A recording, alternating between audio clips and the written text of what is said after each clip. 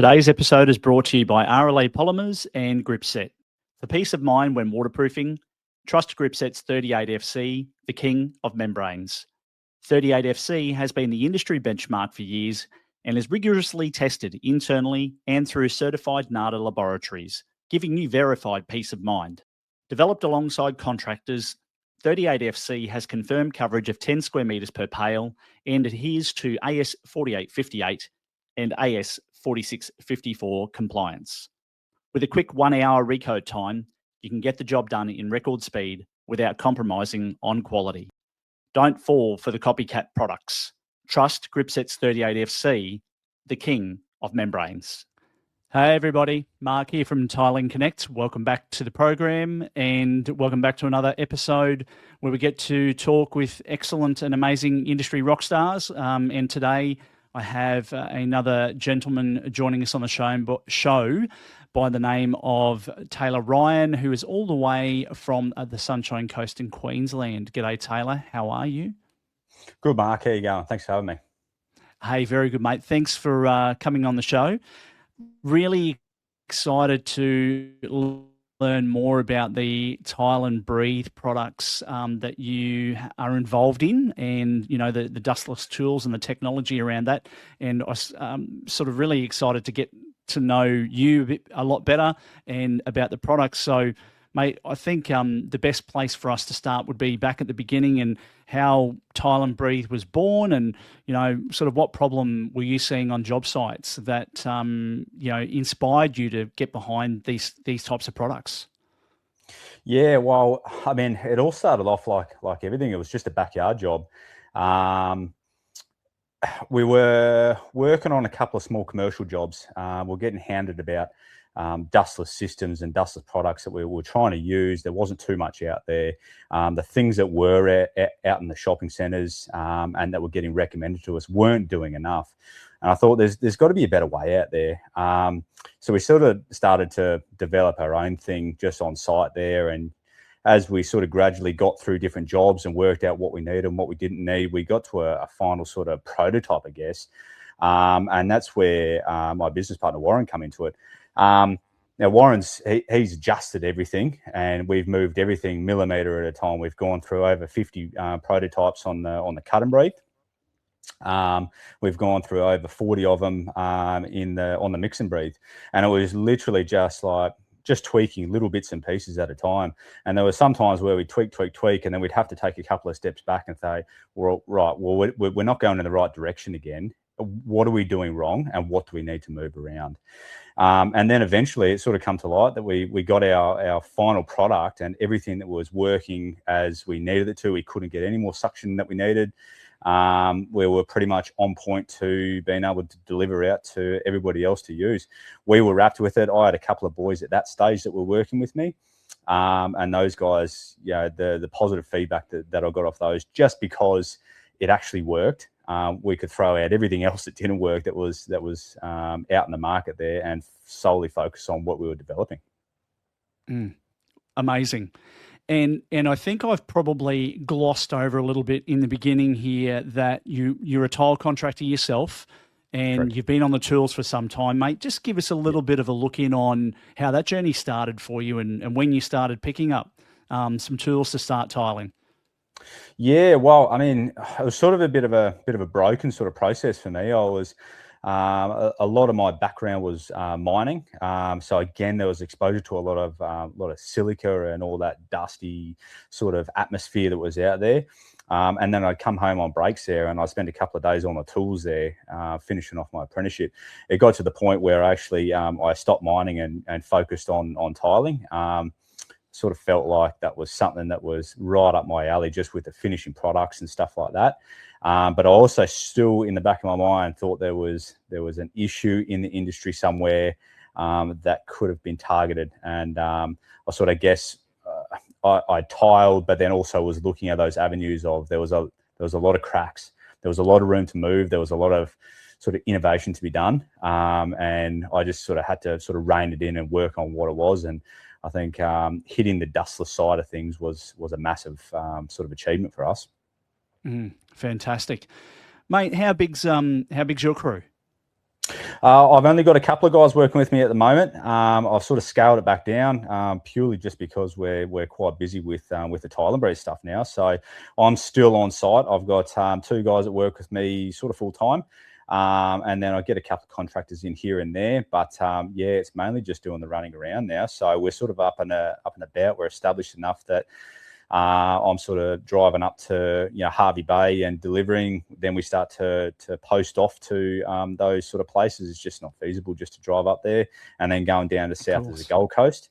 And then we're going out as far as sort of Roma and Warwick just to go and do deliveries and stuff like that. So my sort of role in that there now is getting the products out. I'm a bit more of the technician side of it. So I'm hands-on with the tiling tools themselves. I know how they work. I use the grinders on a day-to-day basis. So to be able to show people and do demos, that's a massive thing. Those contractors and the tilers, even the builders, they want to see that the product works. So it's a big thing for them to have it on site there, to be able to feel the product, to see how light it is, how versatile, and then you can just tuck it under your arm and walk up 7 flights of stairs, and you're not having to lug around something really heavy. Exactly. I've obviously lived a fairly long career when it comes to selling building products, and I certainly feel your sentiment when you talk about demonstrating products and showing people how they actually operate and function. It's such a big part of teaching people how things work, but also engaging with people so that they understand, your ultimate goal and what you're trying to achieve for the industry, simply by developing a product that can help protect workers. Yeah, for sure. Yeah. Wow. Well, mate, look, silica dust is a silent killer in our industry. What would you say most contractors don't fully understand about the long-term risks of this product? Yeah. Of this danger, I should say. Yeah. Mate, it's a bit of an iffy one, because more and more nowadays we're hearing that silicosis is the new asbestos. I don't know how we can relate to something like that there, because asbestos is pretty nasty stuff. But we're looking at products that are getting the silica out. So if you're looking at products and materials that are winding down the silica content in there, it's a big issue. I guess what people don't understand is that just because you're grinding outside or you're being dusty outside doesn't mean that you're escaping the silicosis or the silica. You could be you're damaging your work colleagues, you're still damaging your next door neighbours. Kids are a big thing. You get parked out the back there from a builder and you hear the kids in the background playing around in your backyard, and you're sitting there with a grinder and you're making a big dust ball and it's just flowing straight over the fence there. You might be safe, but it's harming everybody else. So just because it's outside doesn't mean it's any better. Exactly. A quick word from our sponsor. Partner with Gripset and become one of Australia's leading waterproofers. Waterproofing is one of the most in-demand trades. With Gripset's accredited practitioner program, GAP, you'll be trained and certified in just 3 days. Backed by Australia's leading waterproofing supplies manufacturer and run by trainers with over 20 years of experience within the industry, GAP gives you a wealth of knowledge. Learn how to identify and prevent dampness and water damage in both residential and commercial structures by exploring the current Australian waterproofing standards, correct preparation of substrates for waterproofing, and how to apply both sheet and liquid membranes with a particular focus on the trickier areas such as joints and penetrations. Upon completion, you will be a fully accredited GAP applicator and will be able to access exclusive benefits and free business advertising to expand your clientele. Spots are filling up fast. Upskill today, visit gripset.com/gap. That's gripset.com/gap, where great applicators get even better. Taylor, walk us through TilenBreathe in action. What makes it a genuine game changer compared to how tilers usually cut on site? I mean, for us, using it on site there, we can park up into a bedroom or a lounge room, and we can work in all the elements. It can be pouring down with rain outside there, and you can still be cutting your tiles and mitering your tiles inside and moving on. You've got nobody else in the job site because it's too wet, and yet the tilers are still on site plugging along. So in that sense, it's moving the job along, but it's also keeping you making your money. That's a big thing for what we've noticed, and that's a lot of the I guess the positive comments that we've had is, we've had rain for the last 2 weeks, but we've still been inside. We've still been cutting and doing all our miters. If it hadn't have been for the TilenBreathe, we would have had to pull up for a week. So now we're not making any money. So that sense is a game changer. The safety side of it as well, it's not only looking after yourself, all your workers that you've got working there, it's the other guys on site, your other trades. They've been exposed to stuff like this here that they might not have to deal with on a day-to-day basis, like your plumbers and sparkies, painters. But then when you're grinding somewhere around the house or around the unit, you've got the wind blowing it back inside. And even though you're away from the property, you might be still exposing all the people there. You've got clients coming to site, you've got designers, architects, and again, like I touched base before, you've got families next door to you as well. So, you're not just hitting one person with potential silica damage. It's a whole range of people out there. So, there's so many benefits to it. Like there really is. You can just keep rattling things off, and we're finding that more and more people are finding different uses for it as well. We're primarily using it for tiling, but there's other uses out there for it. Yeah, awesome, mate. When the product was being designed, developed, and from a conceptual stage, what were some of the biggest challenges that you faced turning the actual idea itself into a physical product where, obviously it works on real life jobs? Airflow. That was our biggest challenge, was airflow, and how we can maximize airflow to be able to use a decent sized tile. So, we use a lot of 600 by 600 tiles. We use a lot of 12 by 6s, a lot of 900 by 900s. So they're all good sized tiles themselves. A lot of people steer away from using dustless systems, whether it be grinder guards, different machines and stuff like that there, because it's just a bit too awkward. So our biggest factor was making sure that we've got plenty of suction that we can cut at least 600 mil of a tile and still have an even amount of suction coming through there. For instance, if we're using like a 1200 by 600 tile, you can still cut the length of the tile down there, and you can cut about 650 mil up the 1200 tile, and then you just got to slide your tile back. So you slide your tile back, so you're essentially getting that cut or that miter done in 2 cuts, but you're also being dustless with it as well. I guess the funding for it as well, it's all good having an idea, but when it starts to come down to these nitty gritty bits and pieces, you sort of forget about how much everything costs. And it's the organization as well. You're on a job site for maybe 8 to 12 hours a day. You've got to try and find time in between then and there to be able to talk to different suppliers about materials, getting on sites to be able to show this product off. And then it's making it as well. You've got to be able to find someone who's willing to make these molds up or bend this steel or aluminium to be able to make this product.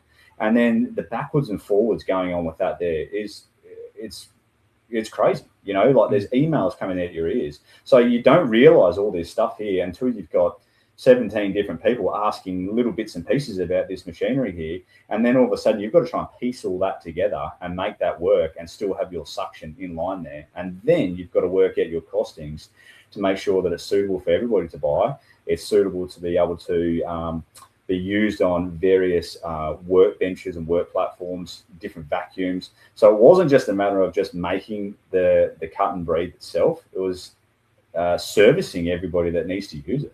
So that was the most difficult thing, and we just overlooked that massively. But you've just sort of got to take a couple of steps forwards and then a couple of steps back to realize, okay, so we need to branch off this way here, and we need to go down that avenue before we take that next further sort of step forwards, I guess. But yeah, it is a massive one. It keeps you up at night. There's always something you can change. There's always something you can tweak. It doesn't necessarily work.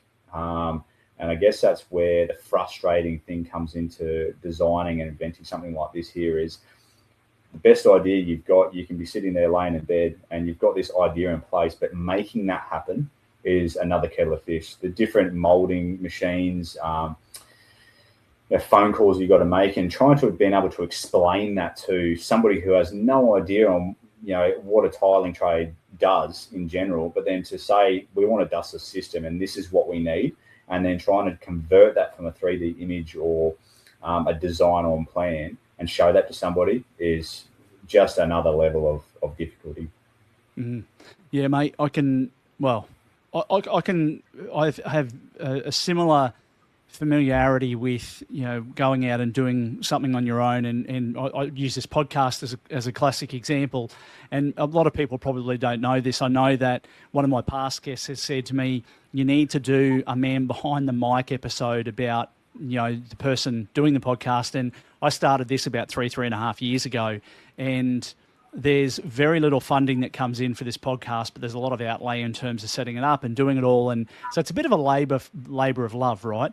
And the role of inventor and entrepreneur is one that, you wear on top of everything else that you have to do in life. So you've still got your business operating during the day. You've still got family at home.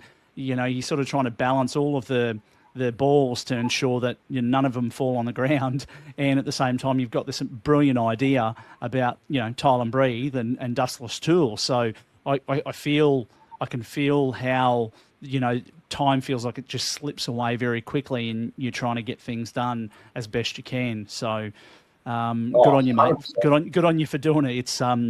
It's pretty awesome. Oh, that's massive, man. Yeah. I mean, nobody thinks, everybody sort of says, oh, congratulations, or they sit there and say you're lucky for having such a good product, but it's not luck and it's not a congratulations. It's there's a lot of hard yakka that goes behind it. Like you say, there's a lot of man hours that nobody ever sees. The amount of times we've been up to 2-3 o'clock in the morning through the weekdays, and then you get a couple of hours sleep and you've got to go and run a crew of guys the next day there, and you've got to be on the point, on ball with everything else that you've got currently going on in your normal business, because at this stage, it's just a vision. It's not actually come to life yet. So you're still working on that there, but you don't have the time. You don't have 24 hours is not really enough time to be able to get this up and going. Like I said, this product has been in the making for the last 3.5 years. And that's how long it's taken to get this from start to finish. So you think of all the man hours that goes into that there, and it doesn't just stop on the weekdays. You're still thinking and still working on the weekends. You're working on your holidays. You're working away. So it's very hard yakka, and you take your hat off to anybody that brings into another product, whether it's in the trade industry or on the supermarket shelves, because it's an idea, but there's been a lot of work that goes in behind it. Beautiful, mate.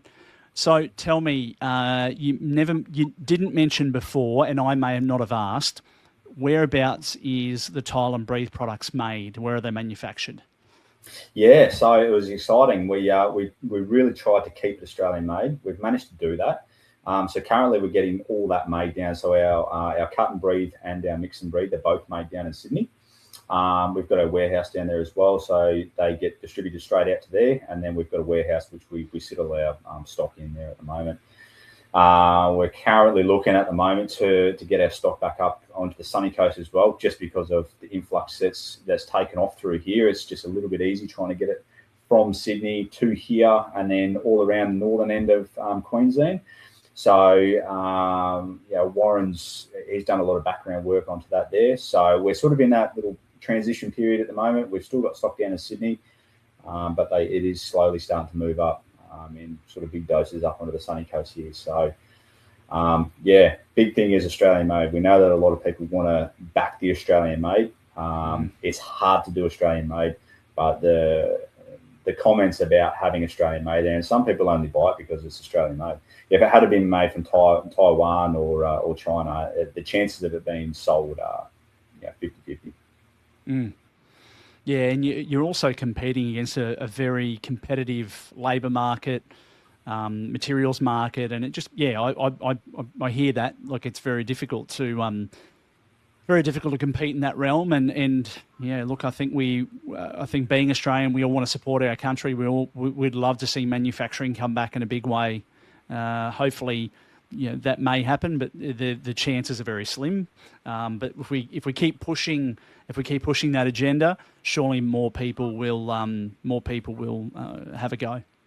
Oh yeah, for sure. I mean, we can definitely get it done much cheaper overseas there, but it comes down to we wanted a product that was going to be suitable for tradies to be able to hoof around. If it gets thrown in the back of the ute or the back of the trailer, it's not just going to explode into a million pieces because it's made of flimsy plastic or aluminium that bends too easy or something like that. There, we've gone down that avenue of extensive research to have a look at the materials on what we're using there as well to make sure that they're up to the Australian standard of durability as well. In one of our clips that we've just recently done, we've just driven over the TilenBreathe just to show how durable and how tough it is, and we've driven over it with a car. It hasn't done anything; it's just put a couple of scratches on it. Nice. So it's one of those things. Keeping the market going in Australia, it is tough. But I think having that solid Australian-made sticker on there is unreal. It's a great feeling to be able to know that it was built in the backyard as well. Because, I mean, a lot of people dish off work overseas there before they even look into the backyard. And, keeping it in here, it's keeping a lot of those jobs rolling along there as well, which is good. Have you seen any, real-world results or contractor stories recently where using TilenBreathe has, really that has resonated with you? Yeah, I mean, outside of the comments and the emails that we get, there's always plenty of good feedback. We're just clicking on them and just having a quick scour over what the emails say, and it's just a game changer. The game changer is the biggest email that we get, or the comments that we get. It's a game changer to being on site there. I think it's hitting the older boys, the older generation that used to work in the trade industry. They tend to, they've worked in there for so long that they've found little nooks and crannies where they can shave a bit of time off here and shave a bit of time off there. They've got all these tricks and tips to everything there, but there's nothing for the dust or the silica. Using a vacuum's all good, but you're not catching just the vacuum itself with the hose. You see some of the setups that are going on there, and there's sticky tape everywhere or gaffer tape, and it's sort of just what is happening here. But the big thing was the other day, we had a couple of weeks ago, this commercial tiler, he came in and very skeptical on using it. Obviously, he mentioned that he spent a lot of money on different products that didn't work, and he's getting sort of pulled around either way from different inspectors and builders and just safety guys in general. And his big thing was they're pushing for the water cutting at the moment, really, really hard. But then outside of the water cutting, they're sort of overseeing the fact that there's water going everywhere because of all these overflow buckets and sludge buckets. They're just getting so full that there's not enough. Well, they reckon there's not enough time to just keep taking all this water downstairs because it's spilling down the stairs on the way through. Everything's getting soaking wet. But that's not the issue. The issue is not being able to lay the tiles. So the game changer for this fella was he went into his little commercial site and asked the guys that were running the show, can we use this? They went and had a demo. They said, yeah, use it. So he went and bought a couple more of these things. And he ended up taking all of his wet saws off site.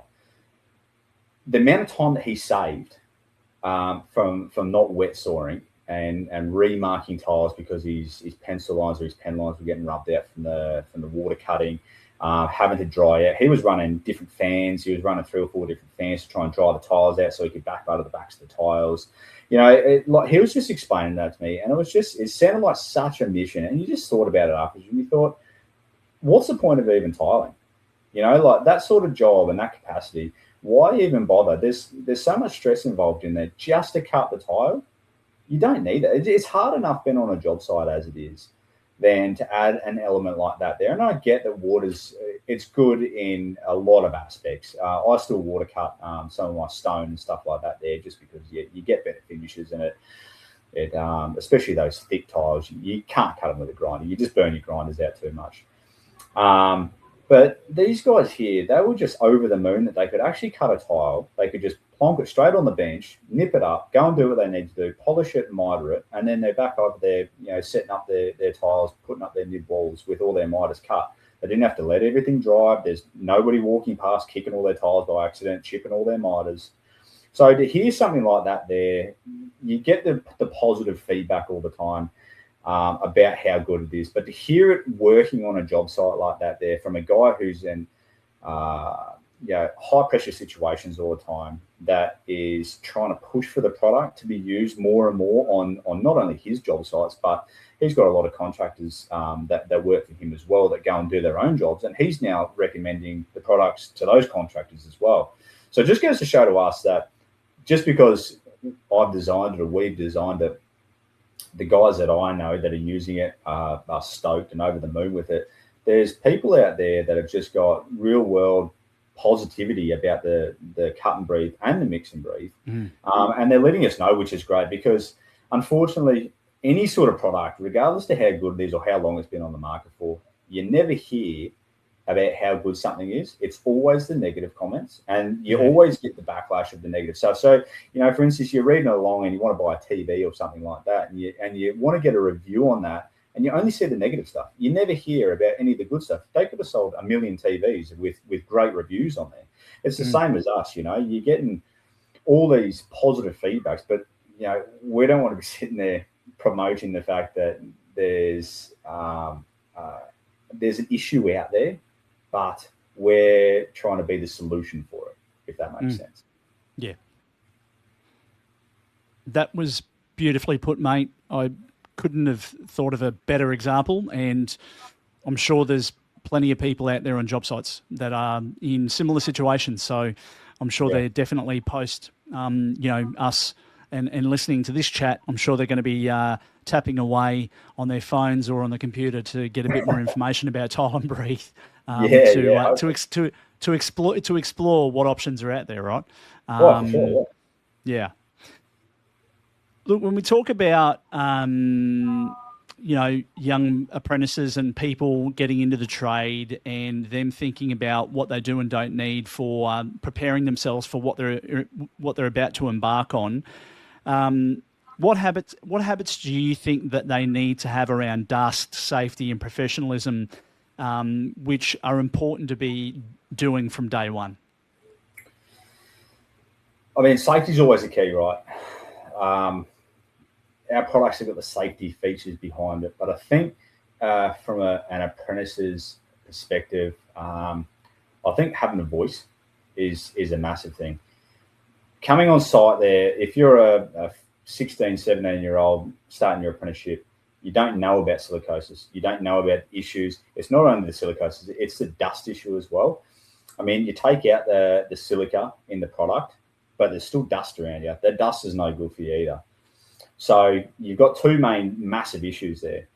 I think it's the awareness around it. So if you're seeing something that's not right, regardless of who you're talking to, whether you're talking to somebody 2 years older than you or 22 years older than you, is asking the questions around you, doing the research. I mean, everything's on the internet nowadays. When we were doing our apprenticeships, nothing was really accessible. It was all on paper and booklets and magazines and stuff. So to be able to just tap in to your iPad or your iPhone about dustless systems, safety gear, it's massive. Everything just pops up on Google. So getting the questions around it, if you've got a question about a product, either going to local store reps or just either like emailing directly. I mean, our phone numbers are all over the page there, so you can call us, email us, do whatever. I'm always on the phone explaining to, and I had a chat with a fella not so long ago, actually, and this is a good example. He had just started his apprenticeship, wanted to buy a cut and breathe. He was working with a couple of older guys. They didn't believe in dustless stuff. They weren't using grinder guards, barely used glasses. And I was sort of just shaking my head on the phone. I'm just thinking, mate, like, the guys that I have working with me, that's the main things that I'm sitting there harping on about. And if they can't listen to it, then they're out the door, because it's a massive safety issue. So the glasses and the dust extraction's a massive thing for me. And then to have grinder guards on there too, you just have to do it. You can't skimp over those things, because it can go bad really quickly. So for the apprentice to ask questions about it, and even if he's asking the question to an older tradie that sort of doesn't support the cut and breathe, that's fine, but he's got to worry about everybody else that's on the side as well. So you can't just sit there and just put your head in the sand and say, well, I've done this for the last 30 years, I'm not changing my ways. Well, you know, it's not good and fine, but it is, you know, that's your opinion on what you want to do and how it should be done. But everything moves on, everything sort of grows, everything moves forward quite quickly. You've got to give the young fellas a chance to experiment with stuff like that there. And if they want to use the cut and breathe on site, if it takes them another 2 minutes to go and set it up, let them set it up. And if you don't want to use it, well, so be it. Use the other side of the trestle. Let your apprentice use it, because they'll soon find out how bad the silica is and the dust is. I mean, you only have to woof it in for 2 seconds, and instantly it's like you put your nose over wasabi or mustard, and you sort of fling back and you think, oh, I need to get out of here because it's just no good. Ask the questions. That's the main thing, I think, is getting and the more awareness you get around there as well, the better. Because what we're finding is a lot more people are talking about silicosis, silica dust in general, especially with products and materials. So communication is the biggest thing, isn't it? It's not just demoing and showing people how the product works. It's everybody talking about how the issue arises, because most of the time is you hear somebody using it and then somebody goes, oh, I'm going to go and buy one of those because their mate's been talking about it. I've heard it on a job site.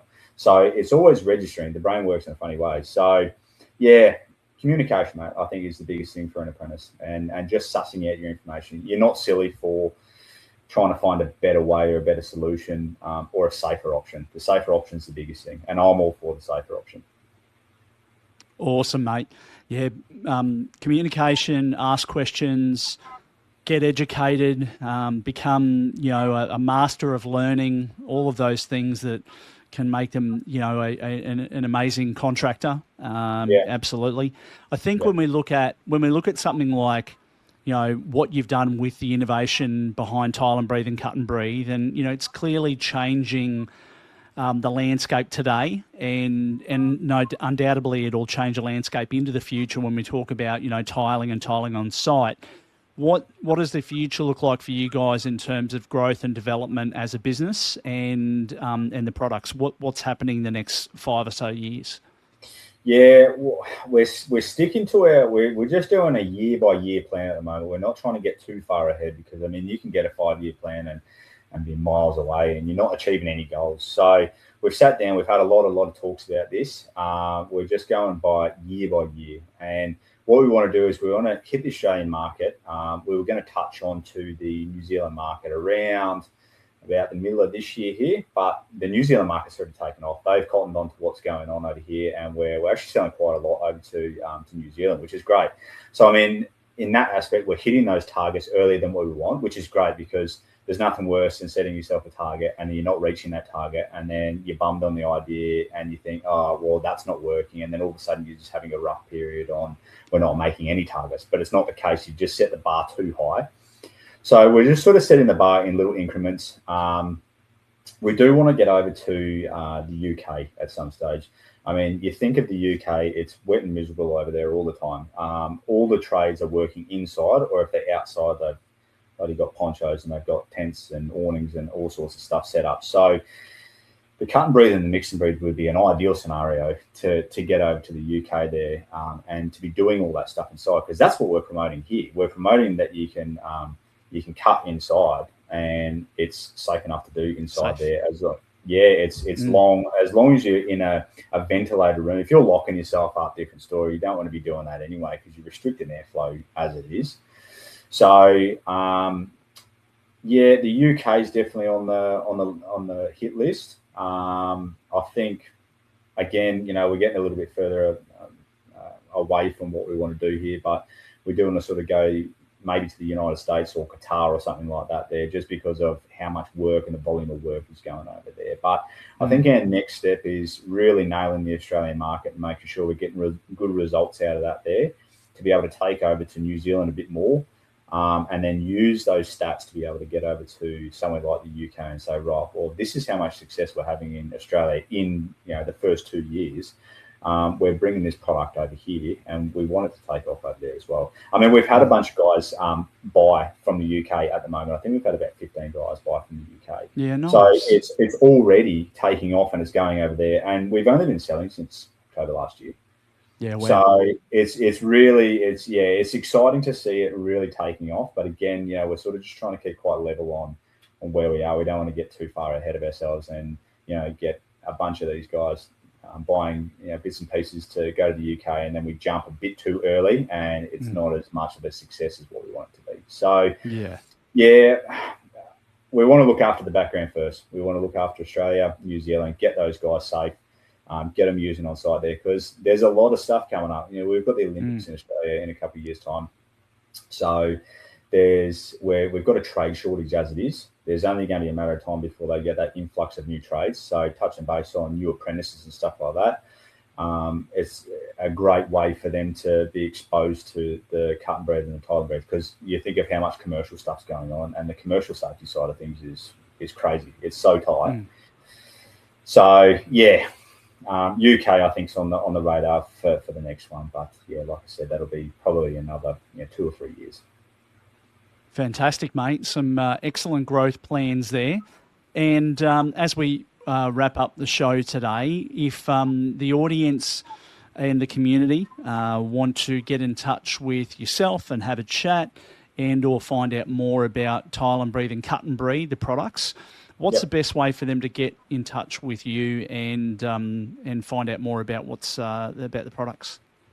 Yeah, so we've got an Instagram page which is up and going. That's just regularly going through the motions with different photos, videos, clips on how we're doing things. It's got all our website details on there. It's got all our links and stuff on there as well. Or if you don't have Instagram or Facebook, you can jump onto the internet and type in tilenbreathe.com.au, and that'll come up pretty much straight away in Google there. You just click on the website and then just follow the prompts through there. We've got a drop-down bar. You can have a look at and suss out what you want to do, and then we've got our contact details down the bottom there. So just send us an email, and we're getting back to everybody quite quickly. Going back to the very start of the conversation, that's sort of my role is at the moment is taking a lot of the phone calls, messages, inquiries about what's going on. So if you've got any questions or queries about it, send us an email and we'll get back to you as soon as we can with the relevant information that we can give you. Beautiful, Taylor. That's it's awesome, mate. Thank you so much for your time today. I really appreciate it. It sounds like an amazing product. Obviously, I haven't seen it firsthand yet, so I can't wait to check it out on a job site. I know quite a few of the boys on the north side of Brisbane here, so hopefully the lads will be listening to this episode when it goes live, and if they haven't already purchased one, they grab one, because I know that they're working with those sorts of products, and safety is paramount. It's not just about purchasing something, but it's also about the safety aspect of keeping everyone safe on site, including themselves. So it'd be good to get out and check it out. So again, mate, thank you. Until next time, stay connected, and we'll put everything in the show notes for the community post today's chat. Yeah, thanks, mate. Thanks for having me here. You're welcome.